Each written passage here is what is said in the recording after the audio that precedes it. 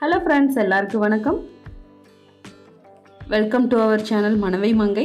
நம்மளோட சேனலை சப்ஸ்கிரைப் பண்ணாம பார்த்துட்டு இருக்கீங்கன்னா மறக்காம சப்ஸ்கிரைப் பண்ணுங்க. பக்கத்துல உள்ள பெல் ஐகானை பிரஸ் பண்ணுங்க. அதுல ஆல்ங்கிற ஆப்ஷனை கிளிக் பண்ணீங்கன்னா நம்மளோட எல்லா வீடியோஸும் நோட்டிஃபிகேஷனா உடனுக்குடனே வரும். மிஸ் பண்ணாம பார்க்கலாம்.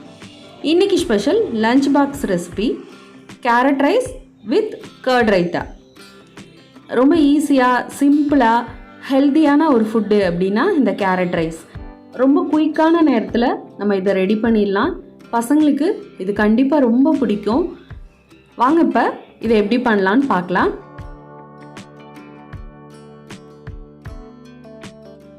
பேன் சூடானதுக்கப்புறம் 2 டேபிள் ஸ்பூன் நல்லெண்ணெய் விட்டுக்கிறேன்.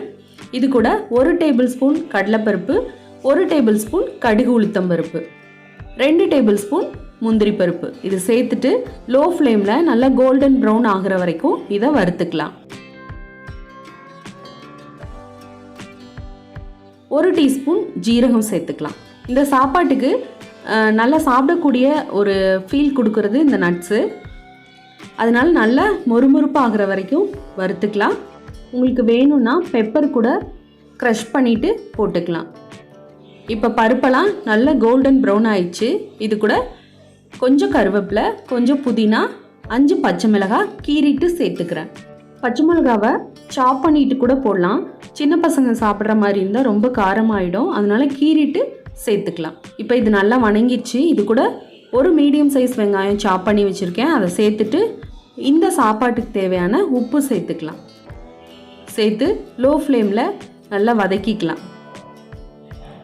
வெங்காயம் கண்ணாடி போல் ஆனதுக்கப்புறம் கொஞ்சம் மஞ்சத்தூள், 1/4 டீஸ்பூன் கரம் மசாலா, 1/2 டீஸ்பூன் வீட்டில் ரெடி பண்ண சாம்பார் பவுடர். இந்த சாம்பார் பவுடர் உங்களுக்கு வேணும்னா ஸ்க்ரீனில் தெரிகிற நம்பருக்கு நீங்கள் வாட்ஸ்அப் மூலமாகவோ கால் மூலமாகவோ காண்டாக்ட் பண்ணி ஆர்டர் ப்ளேஸ் பண்ணலாம்.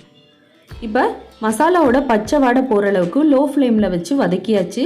இது கூட 1/4 கிலோ கேரட் தோல் சீவிட்டு இந்த மாதிரி துருவி வச்சுருக்கேன்.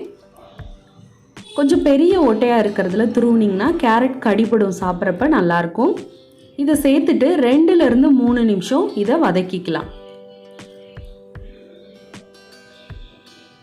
இந்த கேரட் ரைஸ் ரொம்ப டேஸ்டியாக இருக்கும், பசங்களுக்கு பிடித்தமான ஒன்று. இப்போ இதை மூடி போட்டுட்டு 2லேருந்து 3 நிமிஷம் வேக விடலாம்.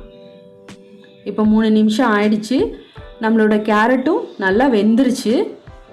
இதை மிக்ஸ் பண்ணிவிட்டு இதுக்கு தேவையான சாதம் நான் வடித்து ஒரு 1/2 kg அளவு எடுத்து வச்சுருக்கேன்.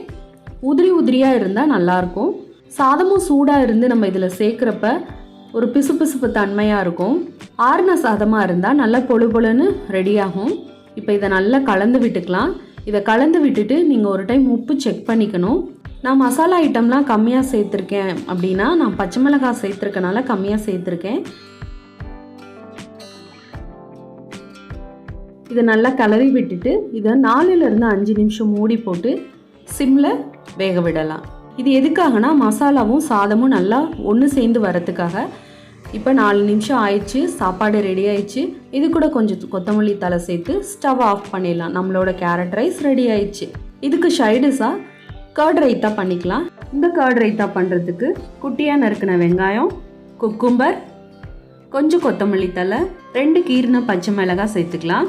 இது கூட இதுக்கு தேவையான அளவு உப்பு, 1 கப் தயிர் சேர்த்து இதை நல்லா கலந்துக்கலாம். எதுக்காக பச்சை மிளகாய் சேர்க்குறோன்னா நம்ம சேர்த்துருக்க எல்லா ஐட்டம்ஸும் கூலிங் ஆனது, அது சளி பிடிக்காமல் இருக்கிறதுக்கு இந்த பச்சை மிளகாய் ரொம்ப ஹெல்ப்பாக இருக்கும்.